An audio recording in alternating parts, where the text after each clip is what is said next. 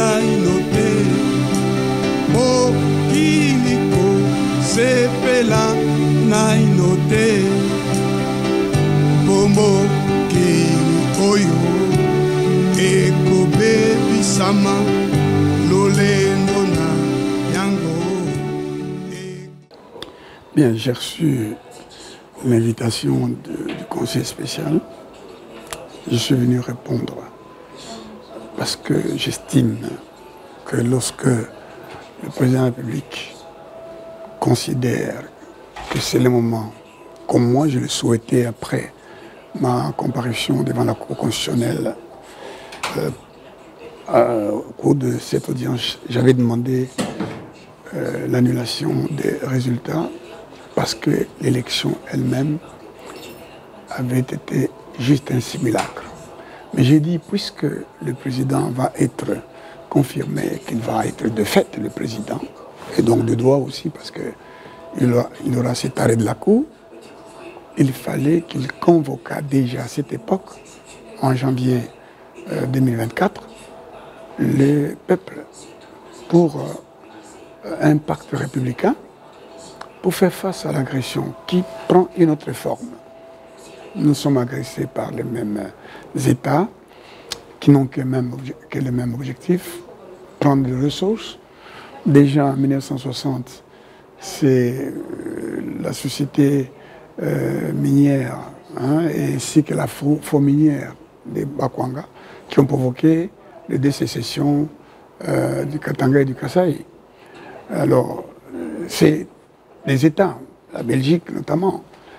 Aujourd'hui, c'est la même chose. Alors, comment faire face à cet agresseur? Il faut parler du même voix, il faut être ensemble.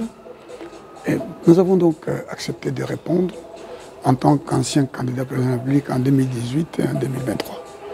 Et dans quelques minutes, nous allons avoir cet entretien avec le conseil spécial.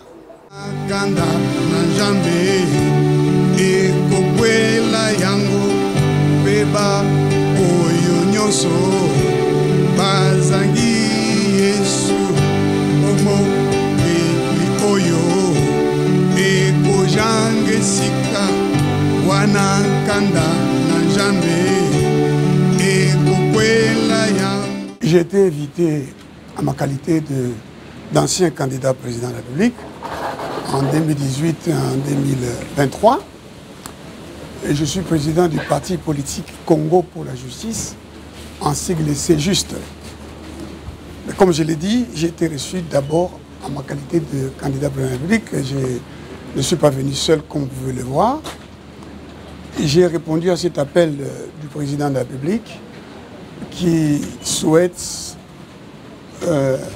qu'il y ait une cohésion nationale, qu'il y ait l'unité nationale, et que sur cette base, qu'il y ait un gouvernement d'union nationale. Ce qui se passe aujourd'hui se passe depuis longtemps. Même en 1960, c'était toujours des intérêts économiques à la base qui ont amené l'Union minière Yokatanga, la fourmilière de Bakwanga, à provoquer la sécession katangaise et la sécession du Kasaï. Depuis 1996, ce qui était prévu déjà dans l'acte général de Berlin, c'est que pas de pouvoir souverain sur le Congo, parce que le Congo, c'est le coffre-fort des matières premières, des matières précieuses, des minerais qui sont les plus importants dans tous les domaines. Alors, le modus operandi, c'est d'agresser le Congo, et c'est le Rwanda qui est chargé d'agresser le Congo en prétendant qu'il y aurait un problème ethnique au Congo, mais nous faisons face à une guerre d'agression, une guerre économique.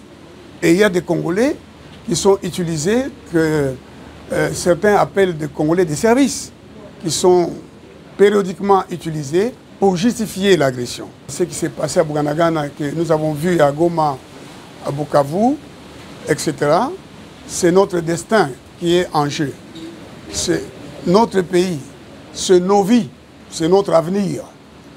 Il n'y a pas d'avenir avec M. Nanga, moi j'ai eu l'occasion de le lui dire, il n'est pas la solution à notre problème.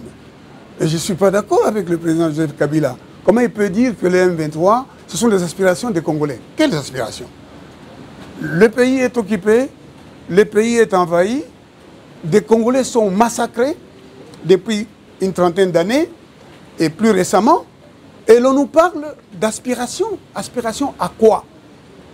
Nous avons des reproches légitimes à faire au président Tshisekedi, mais ces reproches-là ne peuvent en aucun cas justifier que Nanga, qui a été président de la CENI, qui a proclamé le président Tshisekedi, nous avons été à la Cour constitutionnelle pour demander l'annulation de ces élections. Il nous a dit que celui qui est élu, c'est le président Tshisekedi. Maintenant, aujourd'hui, il nous dit, non, ce n'est pas celui qui était élu, et c'est lui la solution pour venir mettre fin à tous les problèmes qui se posent. Non.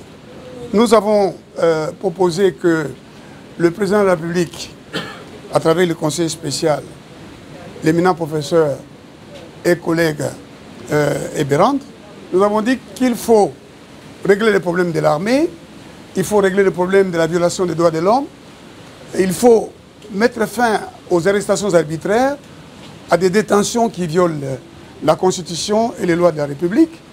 Nous avons dit qu'il y a des hommes qui ont été formés pour faire la guerre, pour faire les renseignements militaires, qui sont détenus en Ndolo et ailleurs. Nous avons cité quelques cas, par exemple le général Moulongo Diboué. Nous avons dit que le président de la République ordonne qu'on libère toutes ces personnes, qu'on rétablisse dans leurs droits d'autres personnes, notamment les juges constitutionnels qui avaient été révoqués en violation de la Constitution, dont M. Noël Kilomba, et plusieurs autres personnes, puisqu'il y a une plaie. Et c'est pour ça que le président de la République appelle au rassemblement. Nous voulons nous rassembler, mais il faut mettre fin aux menaces, il faut mettre fin à l'enrichissement de quelques-uns au détriment des autres. Il faut mettre fin, n'est-ce pas, à des milices qui se créent ici et là. Par exemple, on parle de Force du Progrès. Il faut mettre fin à tout ça. Il faut que tous les Congolais sachent que ce n'est pas la guerre contre Tshisekedi, c'est la guerre contre vous et moi, contre nous tous, contre notre avenir, notre présent et notre avenir. Et pour cela, j'ai insisté auprès du Conseil spécial, c'est-à-dire auprès du président de la République à travers son Conseil spécial, pour dire qu'il faut d'abord, avant le gouvernement d'union nationale, rassembler en mettant fin, n'est-ce pas, à tout ce qui nous a divisés à ce jour, et ensuite choisir les hommes qui représentent des valeurs, les hommes constants, pas ceux qui aujourd'hui soutiennent une chose, demain une autre. La dénonciation de l'agression, je la fais depuis très longtemps. Et j'ai dit que ce n'est pas parce que aujourd'hui nous avons des reproches à faire au président Tshisekedi que M. Nanga serait la solution à nos problèmes. Je voudrais dire à tous les Congolais, M. Nanga et tous ceux qui sont avec lui sont au service de l'agression, au service de ceux qui veulent exploiter nos ressources sans rien nous donner, sans rien payer. Il ne faut pas croire en ces gens. Il ne faut pas croire en celui qui dit que c'est lui l'auteur de la crise et il dit que c'est lui qui va mettre fin à la crise. Nous allons ensemble mettre fin à la crise en nous rassemblant comme un seul homme et en travaillant avec celui qui est président de la République. Et je voudrais dire à ceux qui organisent d'autres formes de concertation, je voudrais leur dire, et je voudrais dire au peuple congolais, nous ne pouvons pas soutenir l'idée que l'on donne comme prime de guerre à ceux qui prennent les armes contre leur propre pays et qui justifient l'agression. Je voudrais dire que nous ne pouvons pas accepter que l'on reprenne Sun City aujourd'hui pour distribuer les pouvoirs entre ce qu'on a appelé à tort opposition armée, rébellion et autres. Nous voulons que, à travers l'initiative du président de la République, l'État congolais rassemble les morceaux, restaure, n'est-ce pas, l'unité nationale et qu'un gouvernement qui va accomplir des missions précises, très rapides, se mette à l'œuvre. Voilà.